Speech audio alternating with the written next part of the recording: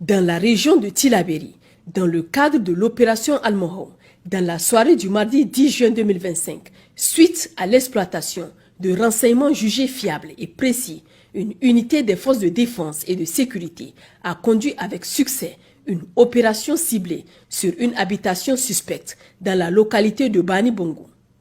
L'intervention, précédée d'un bouclage discret mais rigoureux du périmètre, a permis l'interpellation de 3 individus formellement identifiés comme membres affiliés à un réseau criminel armé actif dans la zone des 3 frontières.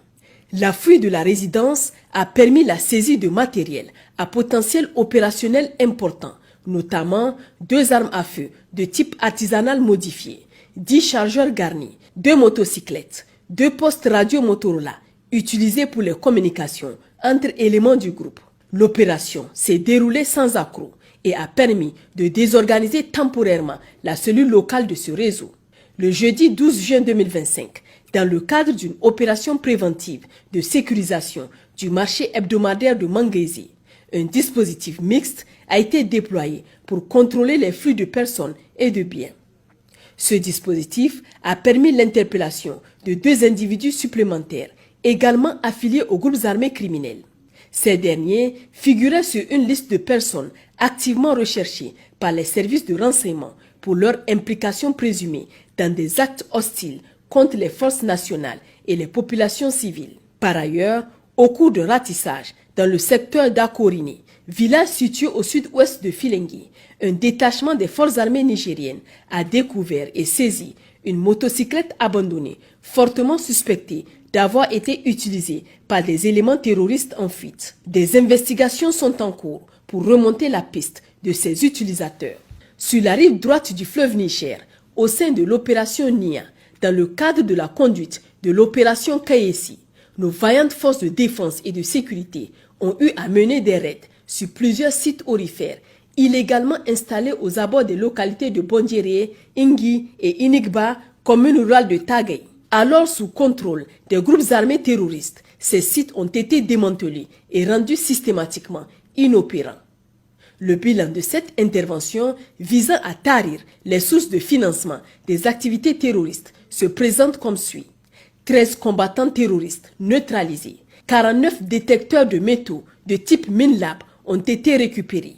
Une dizaine de bouteilles de gaz butane pouvant servir à la fabrication d'engins explosifs improvisés ont été détruites. Un véhicule de type Hilux a été récupéré.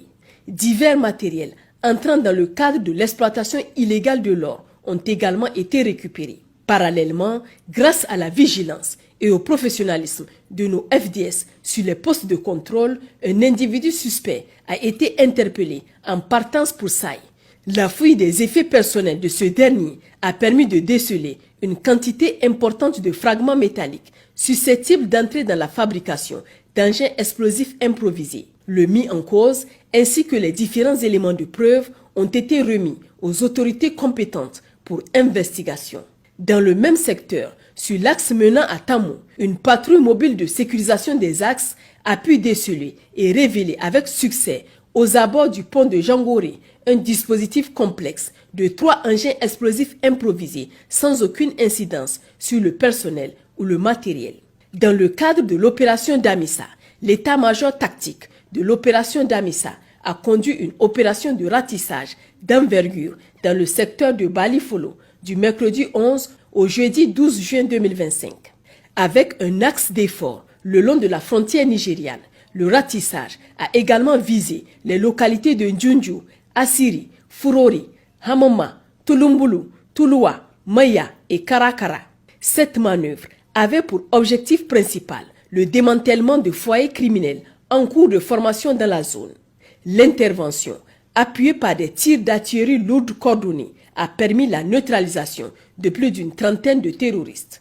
Dans la phase d'exploitation, les unités engagées ont poursuivi le ratissage du terrain, traitant les éléments hostiles ayant tenté de se replier. Parallèlement, dans la zone de Tulumbulu, 2 terroristes ont été neutralisés et 2 autres complices présumés ont été interpellés et remis aux autorités compétentes pour la suite de la procédure. Pendant ce temps, dans le cadre de la poursuite des opérations de sécurisation dans la zone de Damissa, les unités déployées ont procédé à l'interpellation de 3 individus. 2 d'entre eux sont formellement identifiés comme étant affiliés à des groupes terroristes. Le 3e est impliqué dans un vol de bétail récemment perpétré. Ces éléments hostiles ont été appréhendés avec succès dans les secteurs de Sukukutane et de Gaya.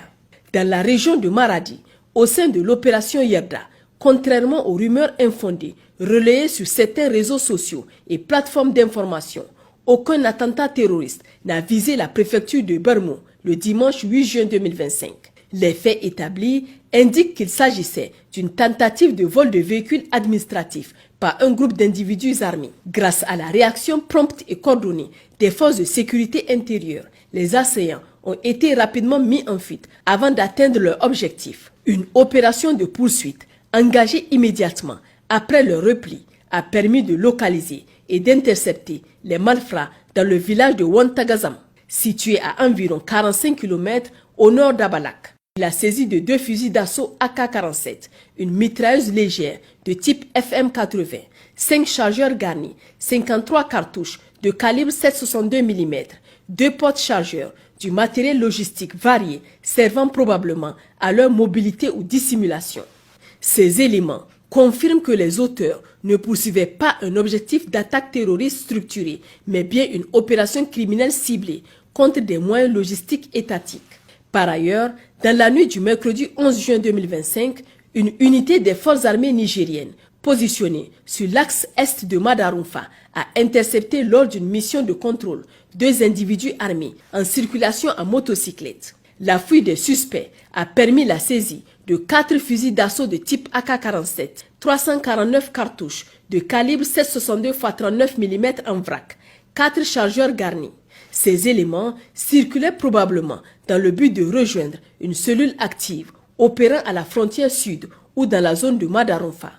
Leur interception constitue une action préventive réussie qui évite potentiellement une attaque ou une opération de vente d'armes et de munitions à des criminels. L'ensemble des personnes appréhendées ainsi que le matériel saisi ont été remis aux autorités judiciaires compétentes pour enquête approfondie et suite de procédure. Le 13 juin 2025, une importante activité civilo-militaire s'est déroulée dans le village d'El Guidi à l'initiative de l'état-major tactique avec l'appui des autorités locales. Cette opération, axée sur la santé communautaire, s'inscrit dans le cadre du renforcement du lien armée-nation et de la proximité avec les populations civiles. La journée a débuté par une séance de sensibilisation portant sur des thématiques essentielles telles que la prévention sanitaire, l'hygiène de vie, la nutrition et l'importance du suivi médical régulier. Cette étape d'information a permis de mieux préparer les bénéficiaires avant le démarrage des consultations. À la suite de cette sensibilisation, une campagne de soins gratuits a été organisée permettant la prise en charge de 424 patients issus d'El Guidi et des villages environnants. Les consultations se sont déroulées dans de bonnes conditions avec une forte mobilisation du personnel médical et un accueil structuré des patients. Plusieurs autorités administratives et coutumières ont honoré l'événement de leur présence, traduisant le soutien des institutions à cette initiative sanitaire. Sur le plan médical, les pathologies les plus fréquemment rencontrées concernaient notamment les affections respiratoires, la dénutrition, les infections urogénitales, les ulcères gastro-duodénaux, l'hypertension artérielle, les dermatoses, les caries dentaires, ainsi que quelques cas relevant de la chirurgie mineure. Cette opération a été particulièrement bien accueillie par la population, en particulier les couches les plus vulnérables. Nombreux sont ceux qui ont exprimé leur reconnaissance et souhaité que ce type d'intervention soit reconduit régulièrement, notamment pour le suivi des pathologies chroniques. Par cette action, les forces de défense et de sécurité réaffirment leur engagement à œuvrer au bien-être des populations, au-delà de leur mission strictement sécuritaire. Elles réitèrent également leur volonté de renforcer la confiance mutuelle, la solidarité et la cohésion dans les zones d'opération. Dans la région d'Agadez, au sein de l'opération Garkwa, en ce début de semaine, dans le cadre d'une opération de reconnaissance active, une patrouille des forces armées nigériennes opérant dans le secteur de Tabarkat a mené une fouille ciblée à environ 1 km au nord-est du site principal. Cette action préventive s'inscrivait dans les efforts continus de sécurisation des abords de la frontière algérienne. La fouille a permis la découverte d'un lot de matériel militaire dissimulé dans un véhicule et comprenant une arme de type FAL, 3 chargeurs et 39 cartouches de calibre 7,62 x 51 mm. L'analyse des indices matériels et le recoupement des renseignements disponibles ont permis d'aboutir rapidement à l'identification formelle du propriétaire de l'armement. Ce dernier, connu des services pour ses liens présumés avec des réseaux de contrebande transfrontalière, a été localisé, interpellé puis placé en détention. L'individu est actuellement mis à la disposition des autorités judiciaires compétentes en vue de l'ouverture d'une enquête visant à établir la traçabilité de l'armement et à déterminer d'éventuelles connexions avec des groupes armés ou criminels actifs dans la région. De plus, le vendredi 13 juin 2025, aux premières heures de la matinée, un vol de véhicules civils a été signalé aux forces de défense et de sécurité déployées à Chirfa. Aussitôt informé, le commandement a ordonné l'engagement immédiat d'une opération de poursuite. L'intervention rapide et coordonnée des unités engagées a permis de neutraliser la progression des malfaiteurs.